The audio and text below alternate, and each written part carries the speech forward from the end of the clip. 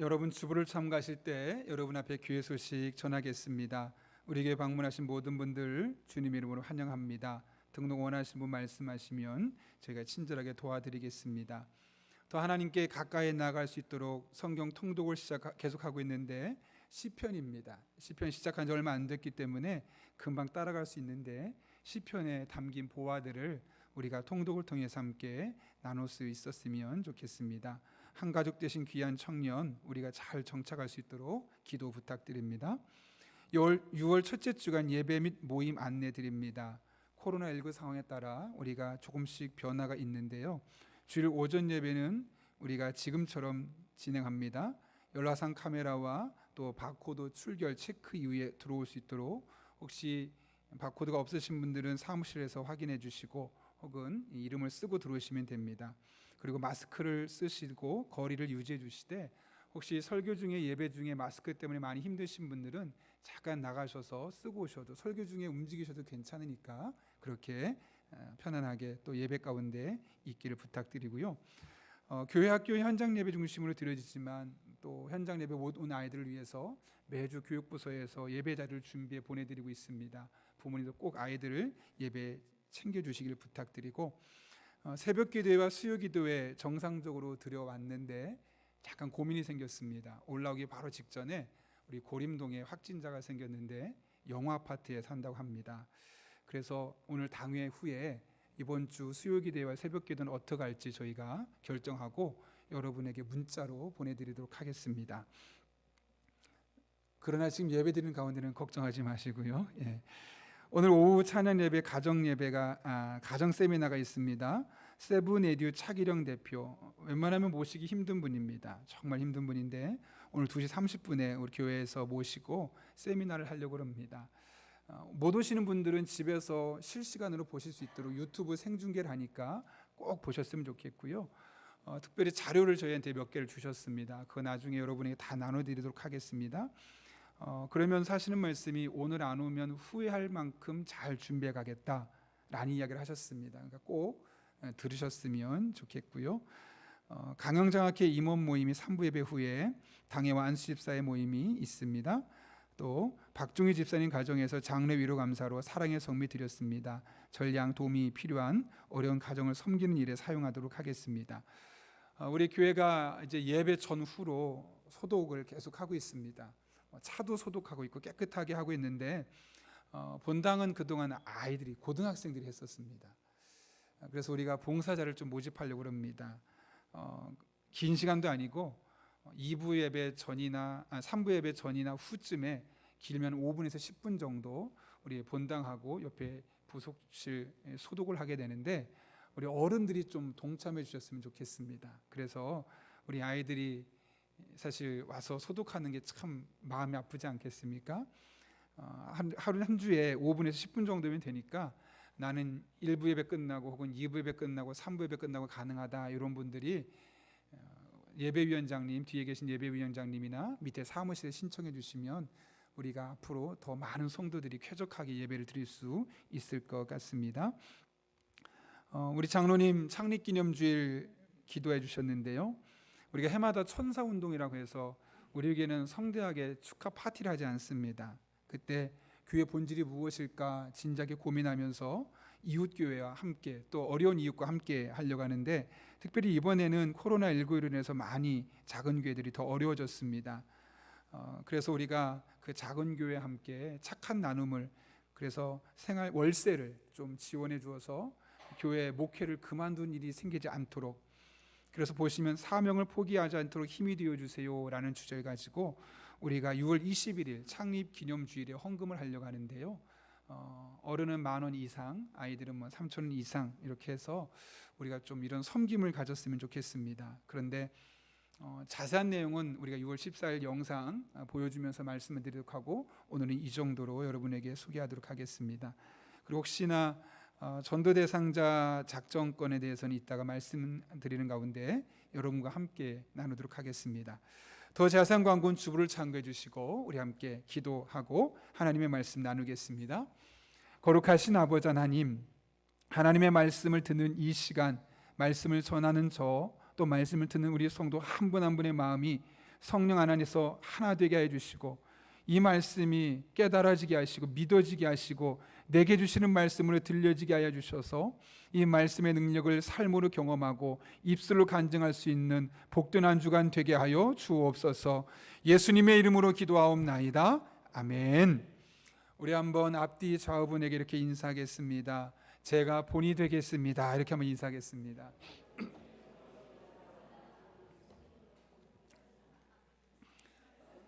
네, 제가 오늘은 좀 차분하게 이야기하죠.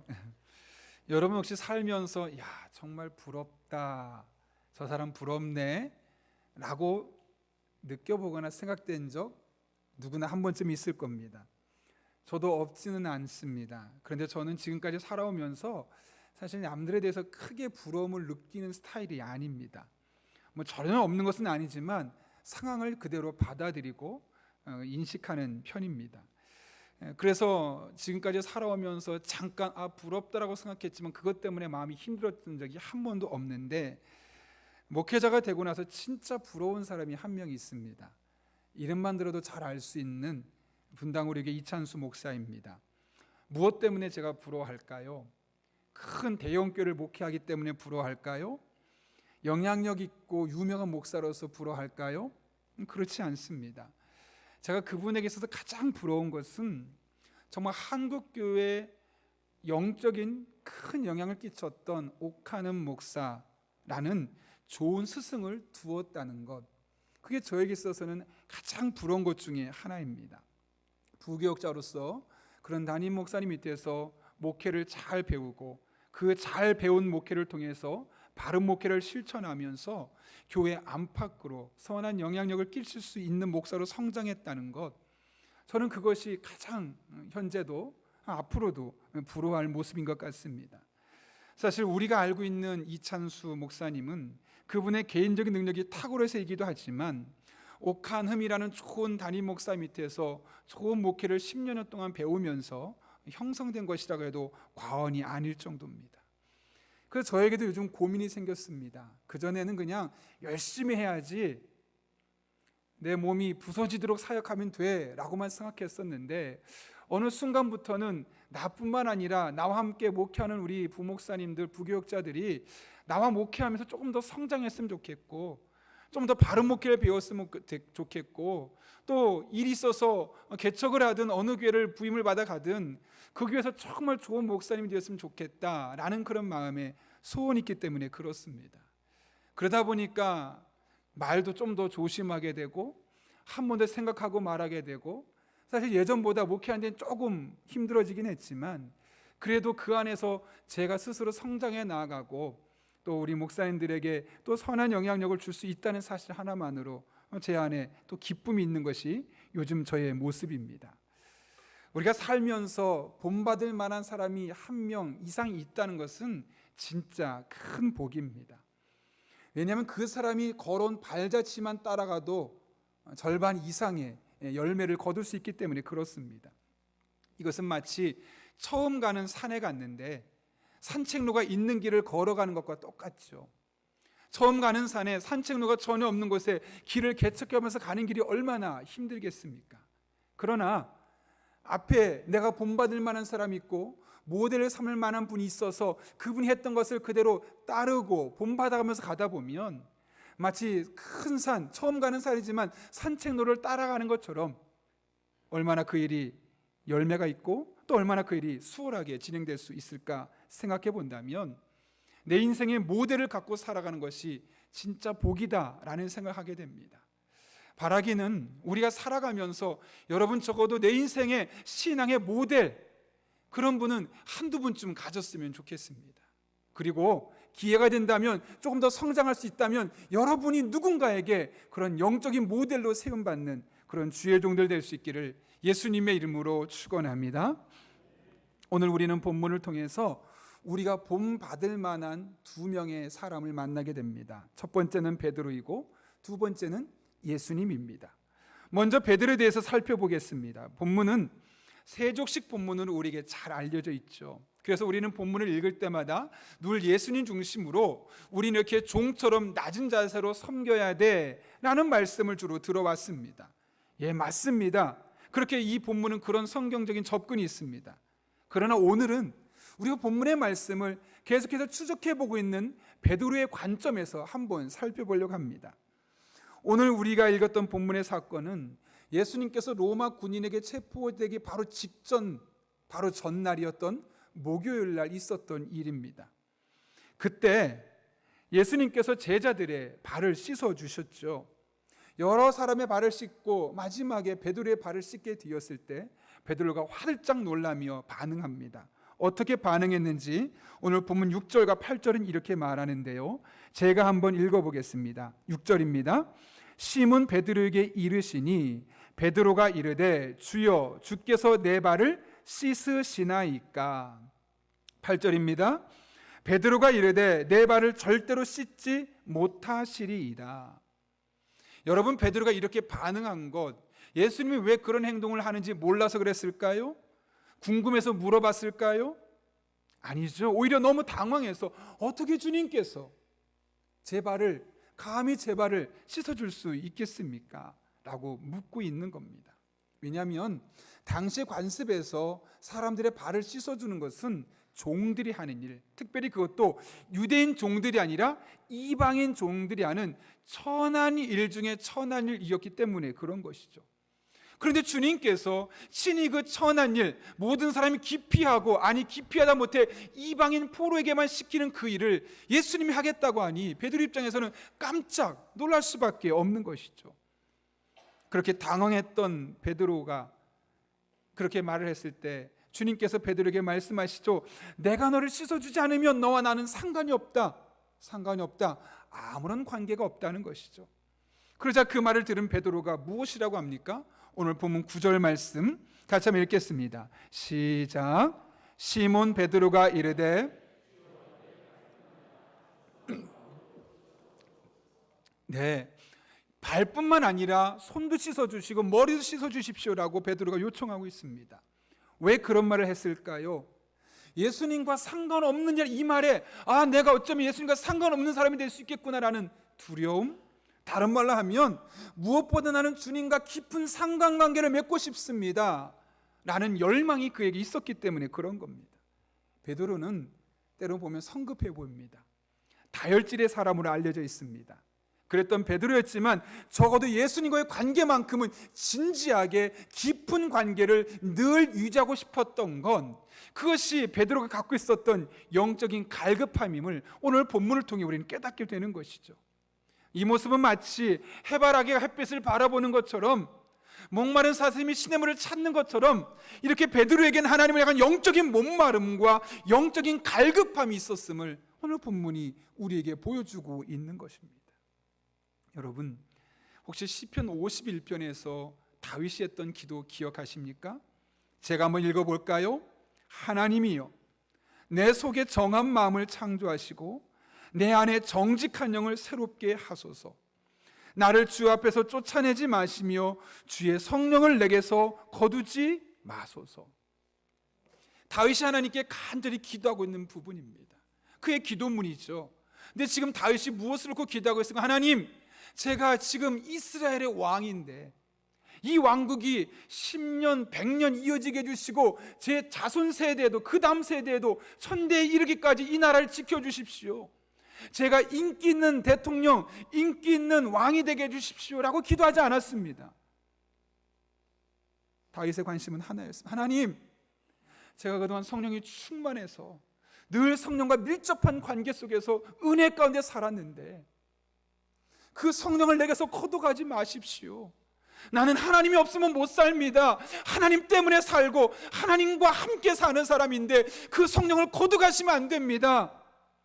제 안에 죄 때문에 혹시 문제가 돼서 하나님부터 멀어질 수 있다면 제 안에 정직한 마음을 창조해 주시고 정직한 영을 새롭게 하여 주셔서 성령이 나로 하여금 떠나가지 않도록 나를 붙들어 주시옵소서, 나를 인도하여 주시옵소서. 이것이 다윗의 고백이었습니다. 다윗의 관심은 하나였습니다. 내가 하나님과 멀어지는 것, 그것이 가장 무서웠습니다. 코로나19 때문에 무섭고 경제적인 것 때문에 어렵고 인간관계 때문에 힘들고, 물론 그것도 다 힘들 수 있지만 그가 가장 무서워했던 것은 혹여나 이런 일들 때문에 내가 하나님부터 멀어지면 어떡하지? 내 믿음이 식어지고, 그래서 내가 다시 하나님을 찾으려 할 때 하나님을 제대로 부를 수 없으면 어떡하지? 이런 하나님에 관한 목마름과 영적인 갈급함이 다윗에게 또 베드로에게 있었음을 우리는 깨닫게 되는 겁니다. 여러분, 그러면 우리는 어떻습니까? 우린 지금 무엇에 목말라 있습니까? 여러분이 기도하고 있는 제목들을 보면 알 수 있습니다. 내가 간절히 원하는 것, 내가 기도하는 것이 사실 내가 지금 목마르고 있는 것이죠. 하나님, 우리 가정 경제를 축복해 주십시오. 내 자녀 잘 되게 해 주십시오. 내가 하는 사업 잘 되게 해 주시고 승진하게 해 주시고, 네, 정말 필요한 것들이고 우리가 마땅히 기도할 제목들은 맞기는 맞지만 우리의 기도가 거기에만 국한되어 있다면 우리는 지금 그런 것들에 목말라 있는 겁니다. 정말 목말라야 될 하나님께 대한 목마름이 없이 그곳에만 목마르고 있다면 우리의 믿음을 한번 다시 점검해보고 우리의 기도 생활을 바꿔야 될 필요가 있는 것이죠. 존 파이퍼 목사가 이런 말을 남겼습니다. 하나님을 향한 갈망의 가장 큰 걸림돌은 독이 아니라 애플파이다. 애플파이 얼마나 맛있습니까? 달콤합니까? 얼마나 나를 즐겁게 합니까? 나를 즐겁게 하는 것들, 내게 기쁨을 주는 것들, 나를 행복하게 만들어주는 것들이 나에게는 기쁨이 될 수 있고 행복해지게 될 수는 있지만 하나님을 향한 갈망의 가장 큰 걸림돌이 될 수 있다는 것이죠. 그것 때문에 기도가 안 되고, 그것 때문에 예배할 수 없고, 그것 때문에 하나님 앞에 말씀을 듣지 않고, 그것 때문에 내가 하나님부터 멀어지고 있다면 그것은 애플파이가 아니라 오히려 하나님을 향한 갈망에 있어서는 독이 될 수밖에 없는 겁니다. 18세기 미국의 청교도 설교가 조나단 에드워즈 목사님이 이런 말을 남겼습니다. 하나님으로 즐거워하는 것은 우리 영혼을 만족케 하는 유일한 행복이다. 하나님과 함께 온전한 기쁨을 누리는 것은 이 세상에서 누릴 수 있는 그 어떤 것보다 훨씬 더 좋다. 아버지, 어머니, 남편과 아내, 자녀들 또는 세상 친구들은 단지 그림자에 불과하다. 아버지 좋죠. 어머니 얼마나 귀합니까? 남편과 아내, 자녀, 친구, 또 나를 즐겁게 할 수 있는 이 애플파이들이 우리에게 얼마나 많은 기쁨을 주겠습니까? 그런데 이 모든 것에도 감히 대체할 수 없는 것이 하나님을 향한 영적인 갈망을 갖고 나아갈 때 내 안에 채워주시는 그 행복, 그 기쁨, 그 만족함, 그것과는 감히 비교할 수도 없다라고 고백하고 있는 것이죠. 이것은 정말 하나님과 영적인 깊은 관계를 누려본 사람만 할 수 있는 고백이라고 할 수 있습니다. 제가 좋아하는 책 저자 중에 토미 텐이라는 분이 있는데, 그분은 영성신학자로 하나님과 깊은 영적인 관계를 맺고 있고, 그분의 책을 보면 다시 마음에 하나님에 대한 갈망이 솟아나는 책들이 얼마나 많은지 모릅니다. 그 중에 책 하나가 갈망하는 자의 기도라는 책인데, 그 책의 챕터 2에 보면 제목이 갈급한 기도라는 챕터가 있습니다. 그곳에서 그가 이런 고백을 합니다. 나를 하나님과 만나게 해준 것은 목사로서 내 유창한 기도가 아니었다. 내 능숙한 표현력도 내 마음을 하나님 아버지의 마음과 이어주지 못했다. 그분은 어눌하지만 뜨거웠던 내 갈급한 간구와 좌절의 눈물 속에서 나를 만나 주셨다. 목사라서 기도를 잘하기 때문에 하나님과 깊은 관계를 맺은 것이 아니라는 겁니다. 언변이 탁월하기 때문에 내가 하나님과 깊은 영적인 소통을 해서 그런 것이 아니라는 겁니다. 그가 하나님과 깊은 관계를 맺고 많은 사람에게 영적인 영향을 줄 수 있었던 이유는 어리석지만 어눌하지만 미숙하지만 뜨거웠던 그의 안에 있었던 갈급한 간구, 하나님의 한 영적인 갈급함을 가지고 나아갔을 때 그를 통해서 하나님 앞에 오히려 어리석었던 기도가 유창한 기도가 되고, 미숙했던 예배자가 하나님 앞에 선 예배자가 되어지고, 그의 간구가 기도의 응답이 되어지는 놀란 은혜를 경험하게 되었다는 것이죠. 하나님에 대한 영적인 갈망, 갈급함은 이런 영적인 선순환을 우리에게 가져오게 되어 있습니다. 우리가 믿음으로 부족하고 미숙하고 어눌하다 할지라도 이 갈급함 속에서 우리의 믿음이 성장하고 유창한 기도자가 되고 하나님 앞에 선 예배자가 되고 기도의 응답을 경험하는 하나님의 사람이 되어지는 놀란 은혜가 우리 삶 가운데 부어지게 되어 있다는 겁니다. 그래서 우리가 하나님 앞에 유창하지 못해도 미숙해도 어눌해도 영적인 갈급함을 가지고 믿음으로 나와야 하는 것입니다. 이 한 주 우리 한 사람 한 사람이 하나님, 저는 부족합니다.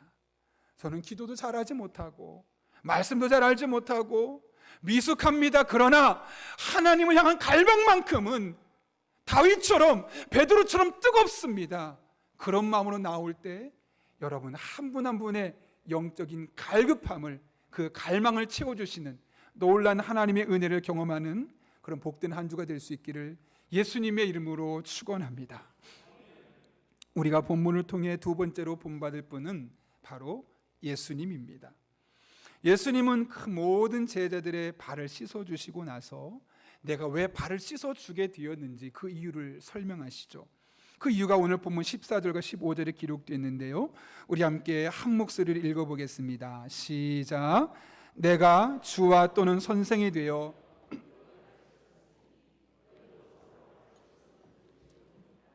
내가 너에게 행한 것 같이 너희도 행하게 하려 본을 보였노라. 아멘. 예수님께서 제자들의 발을 씻어주신 이유, 내가 본을 보여준 거다. 무엇을 본을 보여줬을까요?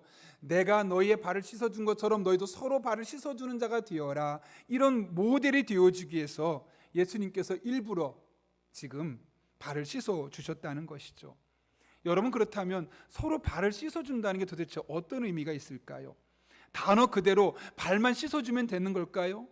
아니, 우리가 잘 알고 있는 것처럼 종의 마음으로 겸손하게 그 사람 발을 씻어주면 그 자체만으로 우리는 오늘 예수님께서 말씀하셨던 것처럼 세족의 의미를 제대로 알고 실천하는 걸까요? 그렇지 않습니다. 오늘 본문에서 발을 씻어준다는 것은 훨씬 더 깊은 영적인 의미가 담겨 있습니다. 그것이 무엇인지 오늘 본문 8절과 10절에 기록됐는데 제가 한번 읽겠습니다. 8절입니다. 예수께서 대답하시되 내가 너를 씻어주지 아니하면 내가 나와 상관이 없느니라. 여기 씻어주다란 말. 10절에서 예수께서 이르시되 이미 목욕한 자는 발밖에 씻을 필요가 없느니라. 온몸이 깨끗하니라. 10절에서 씻다, 깨끗하다. 여기 8절에서 씻다라는 단어와 10절에 사용한 깨끗하다는 단어는 요한복음을 보면 계속 반복해서 나옵니다. 그런데 그때마다 이 단어가 어떤 의미를 쓰이냐면 단순히 씻어주는 정도가 아니라 우리의 죄를 씻어주셔서 우리가 하나님의 자녀가 되었고 구원받은 백성이 되었다라는 사실을 말씀하는 것이죠. 10절에서 그래서 말씀합니다. 이미 목욕한 자는 온몸이 깨끗하다. 구원받고 죄가 용서받은 우리는 다 깨끗한 사람들이다. 그래서 그렇게 말씀하고 있는 것이죠. 따라서 예수님께서 세족식을 통해서 서로를 발을 씻어주라라는 것은 그냥 단순히 낮은 자리에서 발을 씻어주라, 겸손하게 발을 씻어주는 섬김의 삶을 살라는 측면도 있지만 한편으로는 우리는, 나도 당신도 예수 그리스도의 피로 구원받은 하나님의 사람이라는 사실을 늘 서로 기억나게 하라 라는 의미로 볼 수 있다는 것이죠. 이와 관련해서 제가 오래전에 읽었던 잊혀지지 않는 이야기가 하나 있습니다. 중세 수도원에 있었던 일인데요, 수도원장이 갓 수도사가 된 사람들을 불러 모아서 이제 설교를 교육하는 겁니다. 한 사람 불러서 자네 설교해보게. 설교하러 딱 단에 올라왔는데 갑자기 설교시키니까 당황스러울 수밖에 없죠. 올라와서 묻습니다. 여러분, 제가 오늘 설교할지 어떤 설교할지 아십니까? 당연히 모르죠. 사람들이 모릅니다 라고 했더니 저도 잘 모르겠습니다 하고 단에서 그냥 내려온 겁니다. 수도원장이 한마디 합니다. 설교를 그렇게 하면 어떡하냐고. 내일 한 번 더 기회를 주겠노라고. 다음날 이제 기회가 돼서 단에 올라갔죠. 똑같이 질문합니다. 여러분, 오늘 제가 어떤 설교할지 아십니까? 어제 한번 사건을 경험했기 때문에 사람들이 맞습니다. 말합니다. 압니다. 어떻게 말할지 안다는 거죠. 그러자 수도사가 말합니다. 알면 됐습니다. 다 아는데 제가 무엇 설교하겠습니까? 하고 내려갔다고 합니다. 수도원장이 화가 났습니다. 설교를 배우러 와서 장난을 배우냐 하면서 마지막으로 기회를 줄 테니까 내일 설교하라고 단에 올라갔습니다. 똑같은 질문을 던지죠. 여러분, 오늘 제가 어떤 설교를 할지 아십니까? 반응이 두 개로 나옵니다. 이쪽에 있는 사람들은 예 압니다. 이쪽에 있는 사람은 예 모르겠습니다. 왜냐하면 지금 한 번씩 했기 때문에 그렇게 서로 말하는 거죠. 그때 수도사가 잊혀지지 않는 메시지를 하나 던졌습니다. 아는 사람이 모르는 사람에게 가르쳐 주십시오.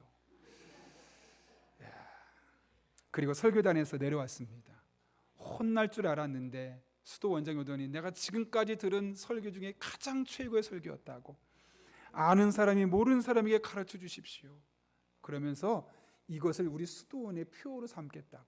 그래서 수도원에 가면 아는 사람이 모르는 사람에게 라는 문구가 새겨져 있는 것이죠.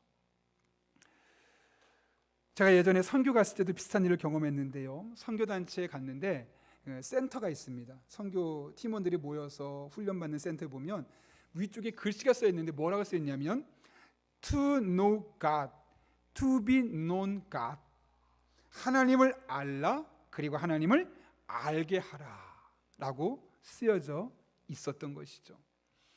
하나님을 아는 것이 우리에게 필요하고 뿐만 아니라 그 하나님을 모르는 사람에게 알리는 것이 필요하다는 거죠. 이 문장은 선교단체의 핵심일 뿐만 아니라 우리 그리스도인의 삶의 원리가 되어야 합니다. 우리가 먼저 하나님을 알아야 합니다. 힘써 여호와를 알아야 합니다. 예배를 통해서, 말씀을 통해, 기도를 통해, 또 세족식의 이런 다양한 행사와 활동들을 통해서 하나님이 어떤 분인지 우리가 알아가야 합니다. 그러나 거기서 끝나서는 안 되는 것이죠. 또 다른 사람에게 하나님을 알게 해야 합니다. 마태복음 28장에 기록된 것처럼 우리에게 분반 모든 것을 가르쳐 지키게 해야 합니다. 왜요? 세상 사람들은 하나님을 모르기 때문입니다. 세상 사람은 예수님을 잘 모르기 때문에 그렇습니다. 아는 우리가 모르는 그들에게 전해야만 하는 사명이 있는 것이죠. 그래서 사도 바울은 로마서 10장 13절과 14절에서 이렇게 선언합니다.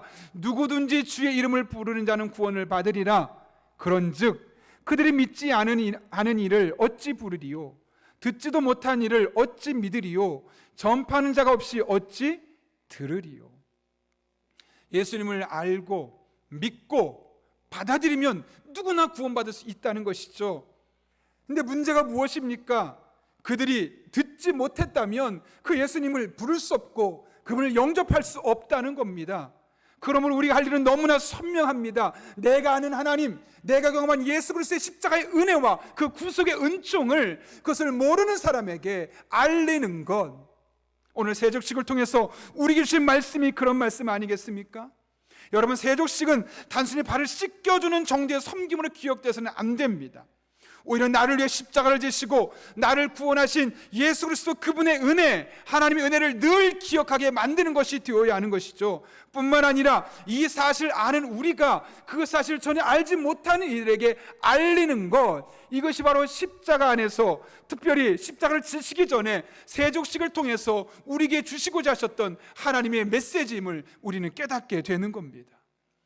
그런 의미에서 우리 한 사람 한 사람, 우리가 받은 은혜가 얼마나 큰지를 먼저 기억했으면 좋겠습니다. 자격 없는 사람들입니다. 우리를 구원하지 않아도 우리는 아무 말도 할 수 없었던 사람들입니다. 그랬던 우리를 예수 그리스도 그분을 이 땅에 보내셔서 구원하신 그 하나님의 은혜, 그것을 모르는 사람이 얼마나 많습니까? 내 자녀일 수 있습니다. 내 부모님일 수 있습니다. 내 친구일 수 있습니다. 나와 마음과 마음을 나누는 그런 동료들일 수 있습니다. 그들에게 우리가, 내가 아는 하나님을, 내가 아는 예수 그리스도의 구원을 우리가 아는 모르는 이들에게 전하고 소개하는 것, 그것이 이 땅을 살아가는 우리의 사명이고 오늘 세족식의 본문을 바라보는 우리의 사명임을 우리가 늘 기억하며 이 귀한 사명을 감당할 때 여러분의 삶의 자리에 영혼 구원의 역사가 나타나는 그런 복된 삶이 될 수 있기를 예수님의 이름으로 축원합니다. 함께 기도하겠습니다. 이 시간 기도할 때 우리가 한 1분 정도 기도하려고 합니다. 특별히 오늘 말씀을 기억하며 기도하겠습니다. 우리가 본받을 사람이 참 많지만 오늘은 두 사람만 기억하겠습니다. 베드로를 먼저 기억합니다. 베드로는 하나님 앞에 영적인 갈망이 있었습니다.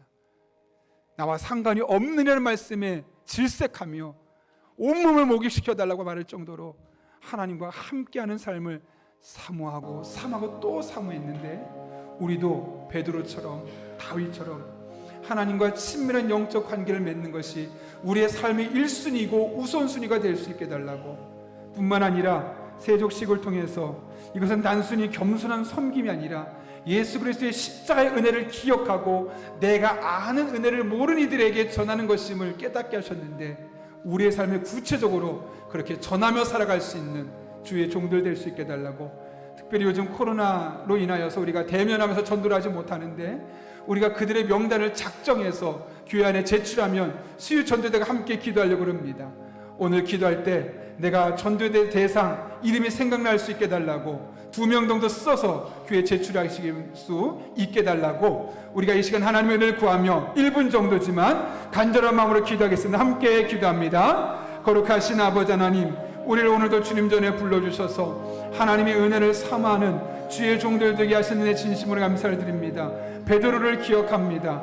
우리가 베드로와 같이 주님 앞에 주님과의 만남, 주님과의 영적인 교제가 삶의 1순위가 되게 하시고, 혹여나 그 은혜에서 멀어지는 것을 무엇보다 두려워하는 다윗처럼 하나님 앞에 늘 믿음으로 살기로 결단하는 주의 종들 되게 하여 주옵소서. 뿐만 아니라 세족식은 단순히 발을 씻겨주는 겸손함을 넘어서서 예수 그리스도의 구원함과 우리가 씻김 받았음을 기억하며 그것을 모르는 사람들에게 알리는 귀한 예식임을 깨닫게 하셨사온데, 하나님 우리가 그것을 늘 기억하며 우리가 받았던 은혜, 우리가 경험한 은혜를 모르는 이들에게 소개하고 그들과 함께 영적인 소통할 수 있는 주의 종들 되게 하여 주옵소서. 오늘 이 사람들 위해서 기도합니다. 간절한 마음으로 기도합니다. 내가 복음을 전해야 될 사람, 우리가 함께 기도될 그 사람을 생각나게 도와주셔서 하나님 결단하는 시간 되게 도와주시고, 그 명단을 써서 함께 교회에 제출할 때, 교회가 그들을 함께 기도할 때 그들의 마음의 문이 열려지게 하시고 그들이 놀랍게 변화되고 그들이 예수님 영접하는 은혜가 있을 수 있도록 하나님 아버지 은총 도하여 주옵소서.